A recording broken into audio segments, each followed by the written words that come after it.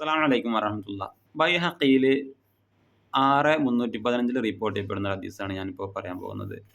അത് അള്ളാഹുവിന്റെ റസൂൽ പറയുന്നത് 3 കാര്യങ്ങളാണ്. അതിൽ ഒന്നാമതായിട്ട് അള്ളാഹുവിന്റെ റസൂൽ പറയുന്നത് റസൂലുള്ളാഹി സ്വല്ലല്ലാഹു അലൈഹി വസല്ലം ഖാല, തീർച്ചയായും റസൂലുള്ളാഹി തങ്ങൾ പറഞ്ഞു, മൻ ഖസന ലിസാനഹു സതറല്ലാഹു ഔറതഹു. ആരെങ്കിലും തൻ്റെ നാവിനെ സൂക്ഷിച്ചു വെച്ചാൽ അള്ളാഹു അവൻ്റെ ന്യൂനതകളെ മറച്ചു വെക്കുന്നതാണ്. അപ്പം നമ്മൾ നമ്മുടെ നാവിനെ സൂക്ഷിച്ച് സംരക്ഷിച്ച് മുന്നോട്ട് പോകാൻ തയ്യാറാണെങ്കിൽ നമ്മുടെ ന്യൂനതകൾ മറ്റുള്ളവരെ അറിയാതെ അള്ളാഹു നോക്കിക്കൊള്ളുന്നതാണ്. നമ്മുടെ നാവാണ് ഏറ്റവും അധികം നമ്മളുടെ ന്യൂനതകൾ പുറത്തു കൊണ്ടെത്തിക്കുന്നത്. അത് ഖുർആനിലൊരു ആയത്തുണ്ടല്ലോ, ലാ യുഹിബ്ബുല്ലാഹുൽ ജഹറ ബിസ്സൂ. അള്ളാഹു തിന്മകളെ പരസ്യപ്പെടുത്തുന്നത് ഇഷ്ടപ്പെടുന്നില്ല. അതായത് നമ്മളൊരു തെറ്റ് ചെയ്യുന്നത് മാത്രമല്ല, ആ തെറ്റ് പറയൽ മറ്റൊരു തെറ്റാണ്. നമ്മളെന്ത് ചെയ്യാൻ പാടില്ല, നമ്മൾ കഴിഞ്ഞ കാലഘട്ടത്തിൽ ഒരു തെറ്റ് ചെയ്തിട്ടുണ്ടെങ്കിൽ അതൊരിക്കലും നമ്മൾ പറയരുത്. അപ്പോൾ പറയാതെ മറ്റുള്ളവരോട് പറയാതെ അള്ളാഹുവിനോട് പറഞ്ഞ് അതിന് തൗബ ചെയ്ത് വീണ്ടും അതിലേക്ക് മടങ്ങാതെ അതിന് ഷർത്തും നിബന്ധനകളൊക്കെ ഒത്തിട്ടുള്ള രീതിയിൽ തൗബ ചെയ്തുകൊണ്ട് നമ്മൾ മുന്നോട്ട് പോകാണ് വേണ്ടത്. അത് പറയരുത് എന്നുള്ളതാണ് ഖുർആൻ പറഞ്ഞിട്ടുള്ളത്. അപ്പോൾ നമ്മുടെ ന്യൂനതകൾ നമ്മൾ എന്ത് ചെയ്യാൻ, മറ്റുള്ളവരോട് പറയാതിരിക്കുക. നമ്മുടെ ഫാമിലിയിലുള്ള വിഷയങ്ങൾ അപ്പുറത്തെ വീട്ടിലോ അപ്പുറത്തെ അവരോട് പോയി പറഞ്ഞു കഴിഞ്ഞാൽ നമ്മുടെ ന്യൂനതകൾ അവരെ അറിഞ്ഞു, നമ്മുടെ വില പോയി. നമ്മൾ താൽക്കാലിക സന്തോഷത്തിന് വേണ്ടി മനസ്സിൽ നിന്ന് പ്രയാസം മാറാൻ വേണ്ടിയിട്ട് പറയുന്നതായിരിക്കും. പക്ഷേ അതിലൂടെ സംഭവിക്കുന്നത് നമ്മുടെ ഫാമിലിയുടെ കംപ്ലീറ്റ് ഇമേജ് അവിടെ നഷ്ടപ്പെടുകയാണ്. അതല്ലെങ്കിൽ പിന്നെ ഇത് ഇവിടെ വന്ന് പരിഹരിച്ച് തരാൻ പറ്റിയ ആൾക്കാരുണ്ടെങ്കിൽ അവരോട് വിഷയങ്ങൾ നമുക്ക് പറയാം.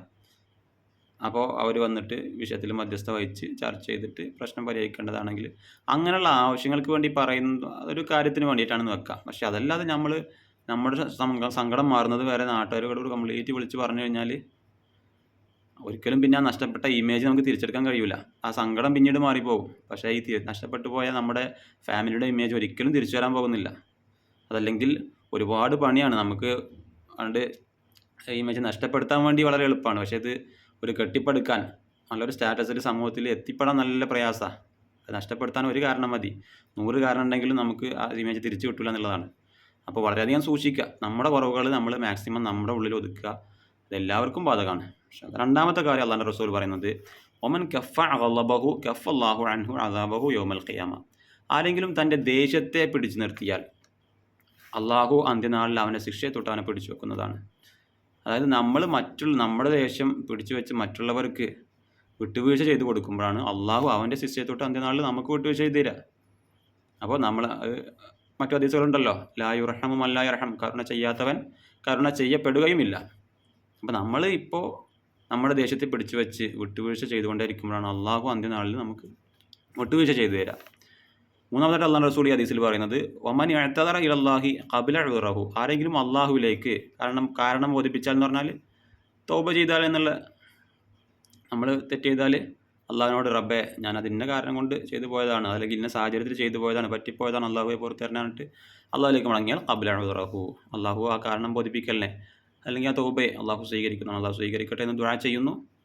അപ്പോൾ എന്തെങ്കിലും നമ്മുടെ നിന്ന് പറ്റിപ്പോയാൽ മാക്സിമം അത് നമ്മൾ മറ്റുള്ളവരോട് പറയാതെ, ലാ യുഹിബ്ബുല്ലാഹുൽ ജഹറ ബിസ്സൂ, തിന്മയെ നമ്മൾ സംഭവിച്ചു പോയി, നമ്മുടെ കഴിഞ്ഞ കാലത്ത് എന്തെങ്കിലും തെറ്റുകൾ സംഭവിച്ചു പോയിട്ടുണ്ടെങ്കിൽ അത് പരസ്യപ്പെടുന്നത് അള്ളാഹു ഇഷ്ടപ്പെടുന്നില്ല എന്നുള്ളതാണ് ഖുർആനിൽ പറഞ്ഞത്. അള്ളാഹുവിന് അത് ഇഷ്ടമല്ല.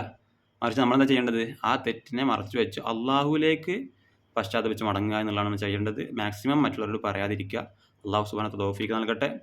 അള്ളാഹു തിന്മയെ തൊട്ട് നമ്മളെ കാത്തുരക്ഷിക്കട്ടെ. ചെയ്തു പോയ തിന്മയിൽ അള്ളാഹുവിലേക്ക് കാരണം ബോധിപ്പിക്കാനും അതിലേക്ക് ഖേദിച്ച് മടങ്ങാനും അള്ളാഹു സുബ്ഹാനഹു വ തആല തൗഫീഖ് നൽകട്ടെ. അസ്സലാമു അലൈക്കും വറഹ്മത്തുള്ളാഹി.